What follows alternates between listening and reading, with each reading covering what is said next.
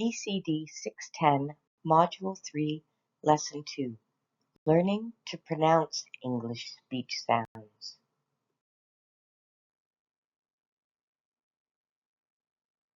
As reviewed already in Module 2, speech production begins right from birth. Infants can make crying sounds when they're born.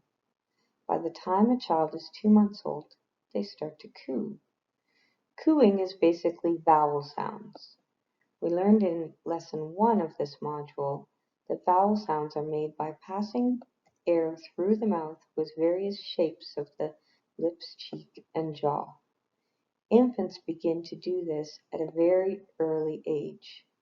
All they have to do is open their mouth and pass air across the vocal cords, and they will produce an ah sound.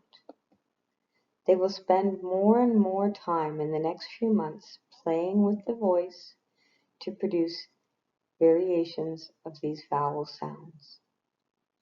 Around 6 months, the child will begin to add consonant sounds by stopping or restricting the air with the lips or tongue.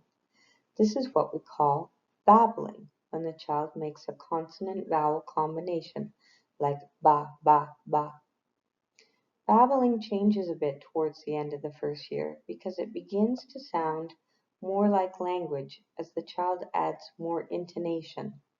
Ba, ba, ba, ba, ba, ba, ba, ba, ba. I don't really sound very much like a baby.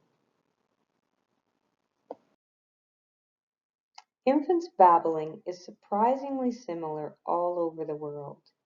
Even though there are over 100 speech sounds, and English does not have all of those speech sounds, babies make some very simple sounds and make those sounds consistently all over the world. So these simple sounds are like nasals and stops, b, d, g, p, t, k, as well as some fricatives, s, glottal sound, h, and sometimes some glides, w, y.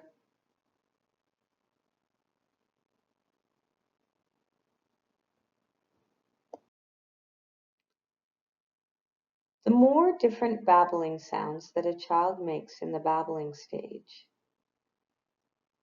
the more their early language will be developed. Stoll-Gammon found that babies with more complex babbling learned more language at a faster rate than babies with fewer sounds. Sometimes babies seem to favor certain sounds.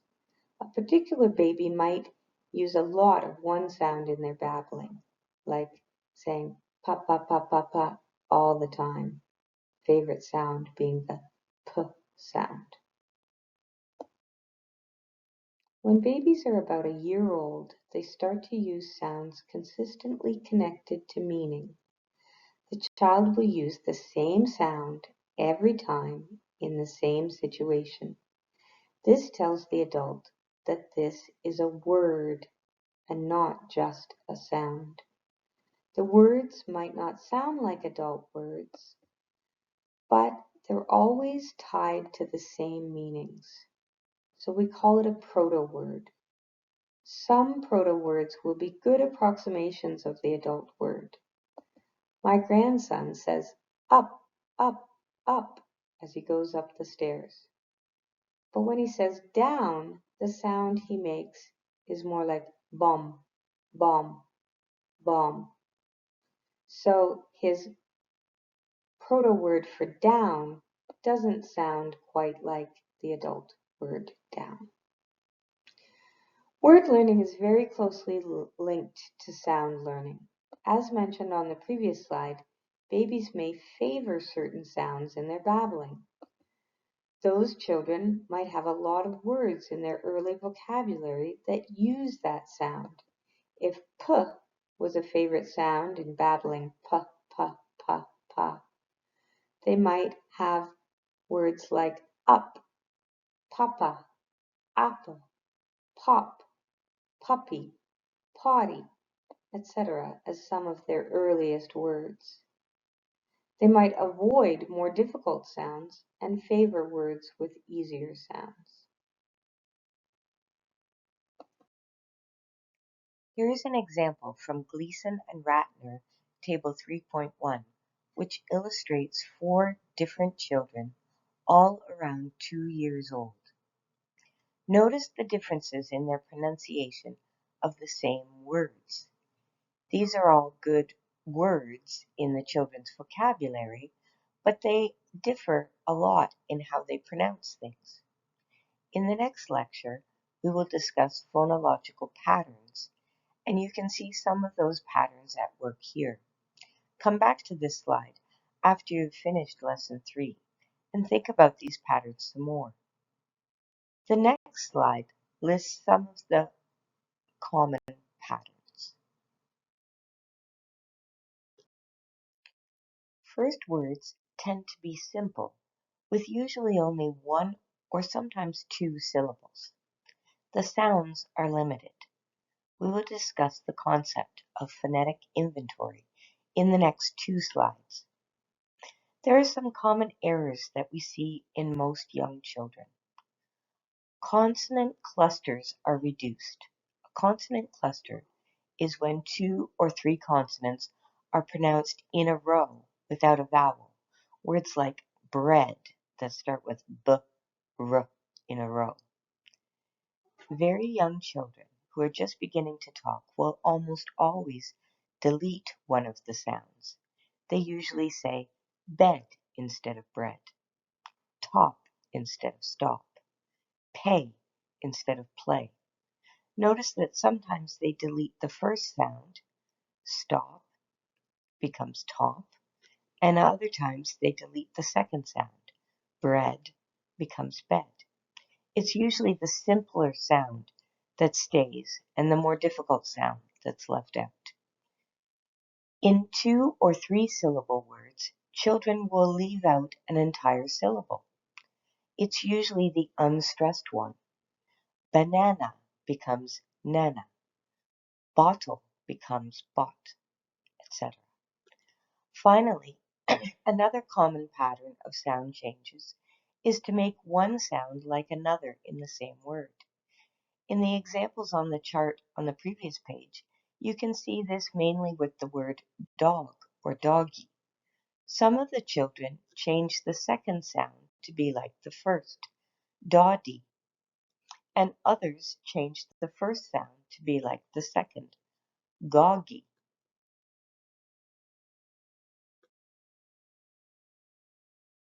We measure phonological development in young children by taking what's called a phonetic inventory. A phonetic inventory is a list of all the sounds that a child can make. To do this, we listen to or record the child's speech for as long as possible to get a good sample of their speech. Then we list the inventory for the first sounds in words separately from the middle or the final sounds. You will find that children usually have more sounds in the first position in a word than in later positions. And remember that there's a lot of overlap between the sounds heard in babbling stages and the sounds heard around 2 years old when more words are being spoken. Here is an example of a phonological or phonetic inventory from your textbook. This is a list of 12 words in the child's vocabulary, and they're written out as the child said them. So what we do is we go through the words in the list and list all the first consonant sounds. So in these words, b, in the child's ba for ball, d in daddy, the in mick, the n sound in nana, the w sound in woof, the t sound in tup, the p sound in pat, and the y sound in yip. So those are all the first sounds that the child could make. There's 8 different sounds. Then we go through and see what consonant sounds she uses at the ends of the words.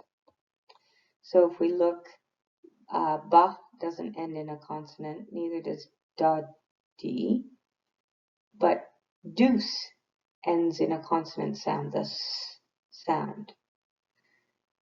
Mick ends in a consonant sound, the k sound. Woof ends in a consonant sound, the f sound. Tup ends in p. Ticken ends in n.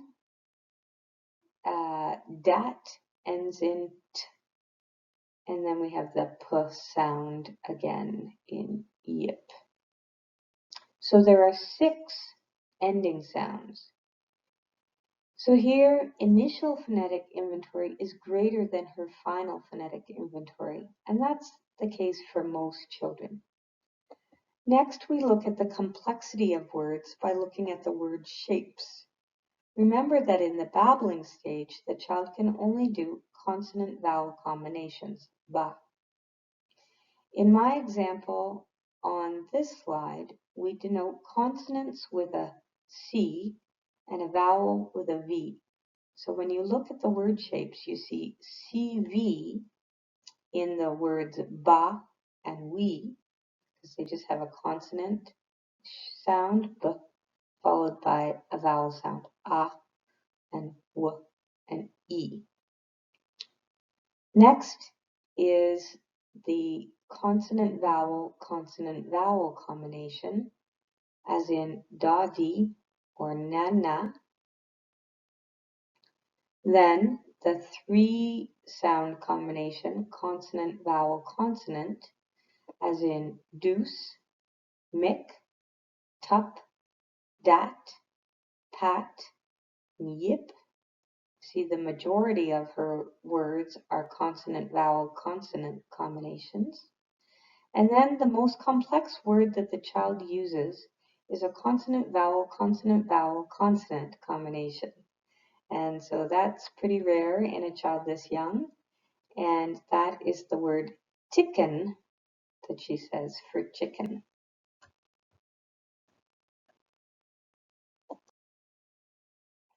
This last slide shows the typical ages and stages for the 24 consonant sounds in English, as well as some blends there in the middle.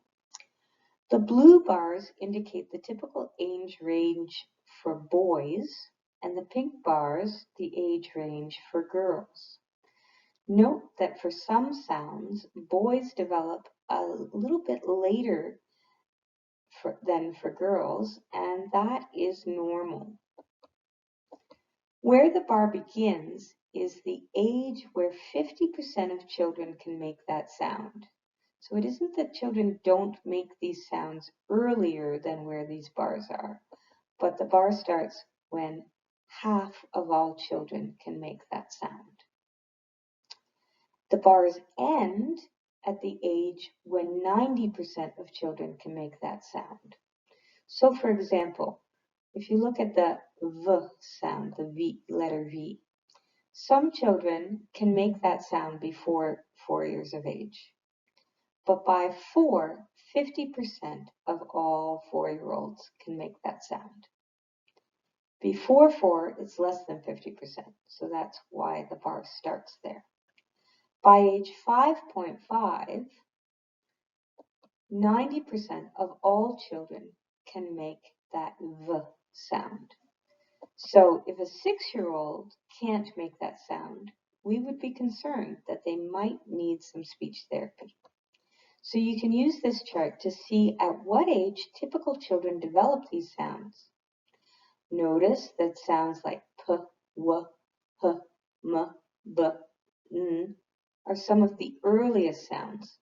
50% of all 1-year-olds can make these sounds.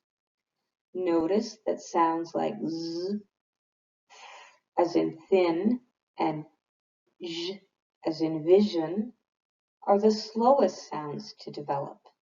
It's not until 8 years old when 90% of children can make this sound.